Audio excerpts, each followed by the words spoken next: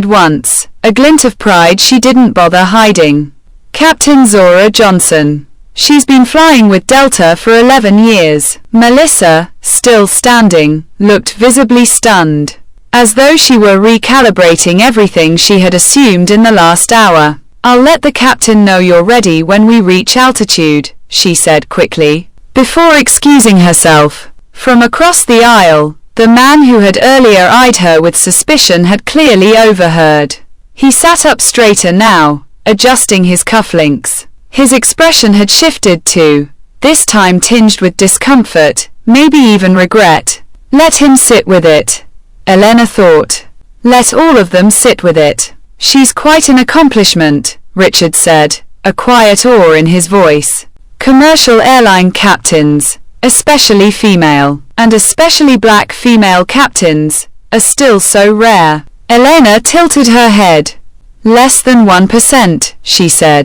Zora knew that when she was 12 and came home from a school field trip wide-eyed and breathless, she'd seen a woman pilot. She said, "Mom, that's what I'm going to do." And she never looked back. I imagine it wasn't an easy path. Elena folded her hands in her lap, her fingers tracing the line of her journal's binding. She was the only black girl in her flight school class. She worked harder than anyone, dealt with more doubt, more questions about her capability. But she's never been afraid of the hard road. Across the aisle, the businessman glanced at her again. This time, he didn't look away. This time, he nodded. The cabin light pinged. Seatbelt sign off. The plane leveled into cruise. Melissa returned with a softer smile. Captain Johnson is ready to see you now, Professor. Elena rose slowly, smoothing her slacks, aware of every eye that followed her. A moment ago, they had looked at her like a trespasser. Now they looked at her like a mystery. She moved forward, past Ms. Whitfield, whose eyes darted away as their gazes met. The male flight attendant unlocked the cockpit door, knocked in a specific rhythm, then held it open. Elena stepped inside. The cockpit was smaller than she had imagined, tight, efficient, filled with screens and switches that blinked and pulsed in silent rhythm. And in the left seat, headset on, confident hands resting lightly on the controls, sat Zora. Captain Zora Johnson. She turned at the sound of the door, her professional veneer cracking just enough for her eyes to light up. "Mom," she said, disbelief and joy wrapped together. Elena's throat tightened, her hands suddenly unsure of where to go. "I wanted to surprise you," she said, softly. "See where you work." Zora laughed, pulling off her headset. "This is it? My little office in the sky. Not a lot of legroom, but unbeatable views." She gestured to the right seat. "This is First Officer David Chen. David. This is my mother. Drive. Elena Johnson." David turned and offered a respectful nod. "An honor to meet you, Dr. Johnson. The captain speaks very highly of you." "The honor's mine," Elena replied, her voice steady but full. "Thank you for letting me visit." "You're always welcome," Zora said. "Always." The cabin door closed behind them with a soft click. Elena let herself breathe again. Zora's hand found her mother's, a brief but grounding squeeze. Elena held on for a moment longer than necessary, needing to feel that this, her daughter, the uniform, the cockpit, was real. "I was going to try and meet you during the layover," Zora said, shaking her head with a soft laugh. "But then I saw your name on the manifest. E. Johnson. I thought, it couldn't be. And then I checked the full name." She leaned in, eyes narrowing gently. "You've got a look, Mom. What happened?" Elena hesitated, glancing at the first officer, who picked up on the shift immediately. "I'll check in with the cabin crew," David said, rising from his seat with practiced grace. "Take your time, Captain." Once they were alone, Zora turned in her seat, focused now. "Mom," Elena sighed. "Nothing I haven't dealt with before. The flight attendant, Melissa, questioned my seat. Twice. Asked for my ID. Said there might have been a system error. Zora's jaw tightened. And then Miss Whitfield, some passenger, suggested I switch seats. Thought maybe I wouldn't mind sitting closer to the lavatory. Zora's face darkened, and her tone dropped an octave. Passengers or crew? Both, Elena admitted, though she lifted a hand before her daughter could respond. But Melissa's been professional since she found out I'm the captain's mother. That's exactly the problem, Zora muttered, frowning. You shouldn't have to be my mother to be treated with basic respect. You're Dr. Elena Johnson, a Fulbright scholar, a department chair. That should be enough. Elena gave her a small, sad smile. In a perfect world, it would be, but we don't live in that one. Not yet. She reached out and adjusted the collar of Zora's uniform. A gesture from childhood. Zora didn't flinch. Besides, Elena added with a glimmer of mischief, I'm rather enjoying the shift in energy now. Ms. Whitfield can barely look at me. It's enlightening. Zora raised a brow. Someone tried to move you, and now she's the one uncomfortable. She's been fidgeting ever since Melissa escorted me forward. Zora shook her head. This is why I wanted to be a captain. Not just to fly. To be in a position where people have to see us. Acknowledge us. Where they can't ignore what we bring to the table. Elena's heart swelled. And I couldn't be prouder. They sat for a moment in silence. A silence thick with understanding, history, battles fought quietly and loudly. Generations of women pushing against walls that weren't supposed to move. Zora broke the moment gently. So, retirement finally happened, huh? Elena chuckled. It did.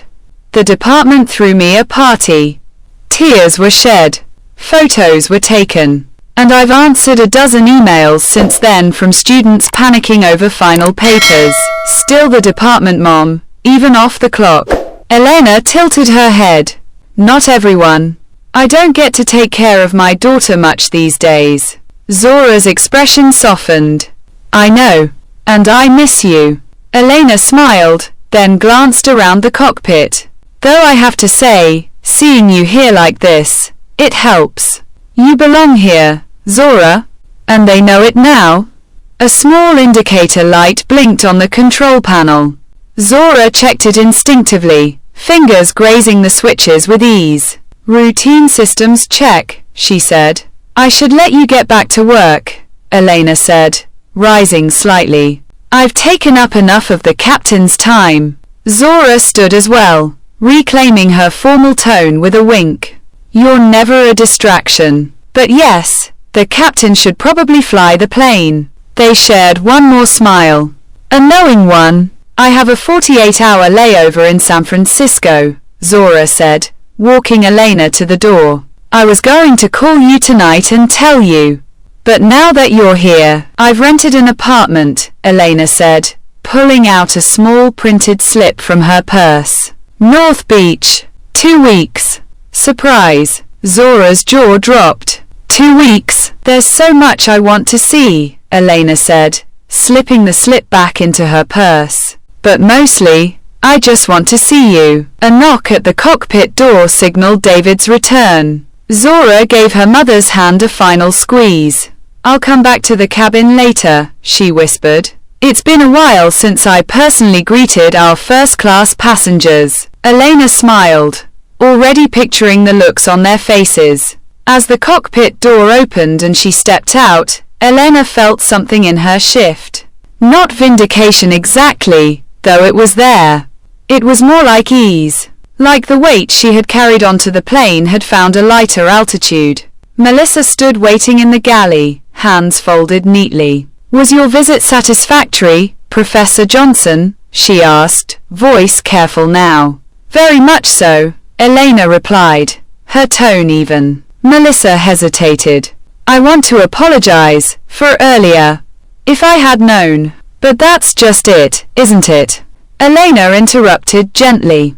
You shouldn't have had to know. Melissa's expression faltered, then softened. You're right. And I'm sorry. I understand, Elena said. Your job's not easy.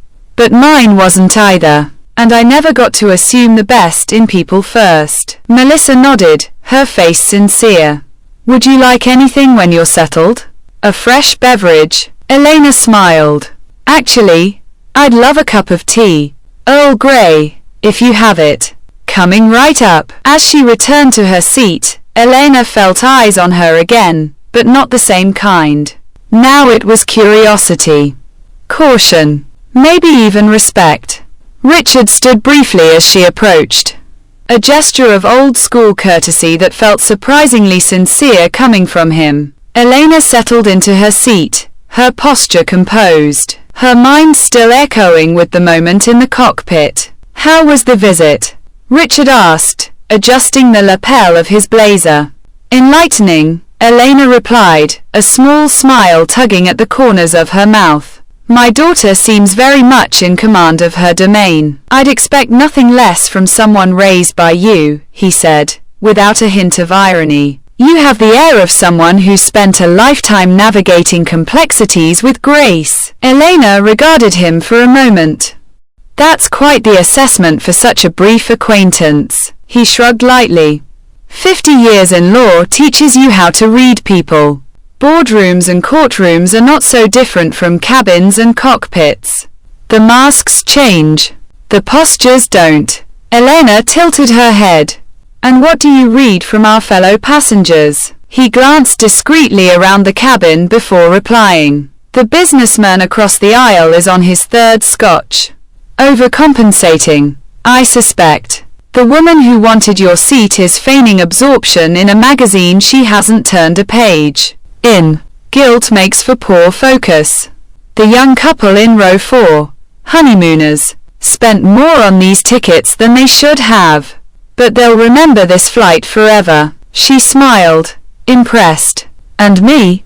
What did you see when I sat down? He paused. A woman of substance. One who's had to be twice as good to be considered half as worthy. Someone who's grown accustomed to walking into rooms that weren't designed for her and leaving with her head high anyway. Elena blinked. The words struck deeper than expected. My wife is the chief of neurosurgery at UCSF, Richard continued. She's a brilliant black woman who's had to navigate similar terrain. I've watched her manage assumptions and microaggressions for 4 decades. I recognize the quiet dignity. Elena's fingers traced the rim of her teacup. She sounds like someone I'd like to meet. She'd love you, Richard said without hesitation. She's constantly lamenting the lack of women at her level, let alone women of color. She serves on a mentorship board. You two would have a lot to talk about. Melissa returned with a china cup balanced on a small saucer. Earl Grey, with lemon, she said, placing it carefully on Elena's tray. Is there anything else I can get for you? A light snack? Fruit? Cheese plate? This is perfect, Elena said, nodding politely. Melissa moved on, and Richard raised an eyebrow. The service has certainly improved. Elena took a sip of the tea, letting the warmth settle her. Amazing what a change in perceived status can do. It shouldn't matter, he said. Who your daughter is shouldn't determine how you're treated. No, Elena agreed. It shouldn't. But we both know that's not the world we live in. They sat in quiet reflection, the hum of the engines steady beneath them. Outside the window, clouds rolled across the sky like soft waves. Elena thought of Zora, her hands on the controls, her voice filling the cabin, her quiet strength. Zora had always believed in commanding respect from the front. If they won't treat us as equals, she'd said, then I'll make them treat me as their superior. It was a heavy philosophy to live by. One that carried both pride and exhaustion. The intercom crackled. Ladies and gentlemen, this is Captain Johnson, came Zora's voice, smooth and composed. We're currently cruising at 35,000 feet over the central United States. Making good time to San Francisco. Weather conditions are favorable, with only minor turbulence expected as we cross the Rockies. There was a pause, then a shift in her tone. Subtle, but distinct. As is my practice, I'll be visiting the cabin shortly to greet our first-class passengers. We appreciate you flying with us today, and we hope your experience has met, perhaps even exceeded, your expectations. Elena smiled into her teacup. She has your way with words, Richard said. She's always been eloquent, Elena replied. But she prefers action. Always has. About 15 minutes later, Zora appeared in the aisle. She moved with easy authority, her uniform crisp, her stride measured. All conversation paused as passengers looked up, some in surprise, others in admiration. Zora began with the front rows, answering questions about the aircraft and the flight path. Her tone was professional, but her smile was genuine. Elena watched as the energy shifted around her daughter. The presence of a black female captain wasn't just unexpected, it was paradigm-breaking, especially for this cabin. Ms. Whitfield sat rigid in her seat, eyes darting up briefly, then away. The businessman across the aisle adjusted his tie as if hoping to appear more presentable. When Zora reached Elena's row, she kept her tone formal. "Dr. Johnson, a pleasure to have you on board," she said, extending her hand. Elena accepted it, playing along. "Thank you, Captain. I'm traveling to San Francisco for a special occasion." Zora's eyes sparkled. "Congratulations on your retirement." She turned to Richard. "And you, sir?" "Business," he replied. "Though I suspect I'll remember this flight for more personal reasons." "Richard Carrington," he added, offering his hand. Zora shook it firmly. "Of Carrington and Hayes." "I'm impressed," he said. "Your memory is sharp." "I like to stay informed," she said. "It's all connected." Elena watched their exchange with quiet satisfaction. Her daughter was exactly where she belonged. Seen, respected, unstoppable. From the corner of her eye, she noticed the businessman sitting straighter. "Excuse me, Captain," he said. "Fantastic aircraft. The 787 really has changed the game, hasn't it?" Zora turned to him with a pleasant smile, but her tone cooled by a degree. "It's actually an Airbus A330, she said gently. "Different manufacturer entirely." The man flushed. "Of course. My mistake." Zora nodded politely and moved on. Elena sipped her tea, the warmth now layered with something sweeter. Justice, maybe. Or simply the satisfaction of being seen. Not because of who she was related to, but because of the legacy that had made that relation possible. As Zora continued her rounds, the cabin seemed to exhale collectively. The tension that had once filled the air had dissipated, replaced by a quiet reverence. Passengers who had earlier cast sidelong glances at Elena now regarded her with newfound respect, some even with admiration. When Zora returned to the cockpit, the flight attendants moved through the cabin with renewed attentiveness. Melissa, in particular, made sure Elena's tea was never empty. Her demeanor now one of genuine courtesy rather than obligation. Richard leaned slightly toward Elena. "Your daughter is remarkable," he said. "But then, I suppose she comes by it honestly." Elena smiled. "She's always been her own person. Determined. Focused. I just tried to give her the tools to navigate the world as it is, while reminding her it doesn't have to stay that way.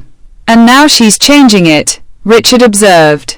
One flight at a time. The remainder of the journey passed uneventfully. The hum of the engines, the occasional ding of the seatbelt sign, the soft clink of glassware, all of it blended into a soothing rhythm. Elena closed her eyes briefly, savoring the moment. The weight of the past few hours had lifted, leaving behind a quiet pride. As the plane began its descent into San Francisco, the captain's voice filled the cabin once more. "Ladies and gentlemen, we've begun our final approach. The local time is 2:15 p.m., and the weather is a pleasant 68 degrees. On behalf of the entire crew, thank you for flying with us today. We hope you enjoy your time in San Francisco." The landing was smooth. a testament to Zora's skill. When the plane came to a stop at the gate, the passengers stirred, gathering their belongings. Elena took her time, folding her journal and tucking it into her purse. She glanced out the window at the bustling tarmac, the sunlight glinting off the wings. Richard stood and retrieved his briefcase from the overhead compartment. "It's been a pleasure, Dr. Johnson," he said. "If you'd ever like to meet my wife, I'd be honored to make the introduction." Elena nodded. "I'd like that very much." He handed her a business card. "My personal number is on the back. Call any time." She accepted it with a smile. "Thank you, Richard. Safe travels." As the cabin emptied, Elena remained seated, waiting. Soon, the cockpit door opened, and Zora emerged, her cap tucked under her arm. She grinned when she saw her mother. "Ready?" Zora asked. Elena stood, smoothing her suit. "Ready." They walked off the plane together, side by side. The flight attendants, Melissa included, nodded respectfully as they passed. Outside, the airport buzzed with activity, but for Elena, the noise faded into the background. All that mattered was the woman beside her, the journey behind them, and the days ahead. Zora linked her arm through Elena's. 2 weeks, huh? She said, her voice light with excitement. "Where do we start?" Elena squeezed her daughter's hand. "Wherever you'd like. I'm just happy to be here with you." As they stepped into the terminal, the sunlight streaming through the windows, Elena felt a deep contentment settle over her. The challenges of the day, the years of struggle, the moments of doubt, all of it had led to this. To a future where her daughter soared, and she, at last, could rest. And for now, that was enough.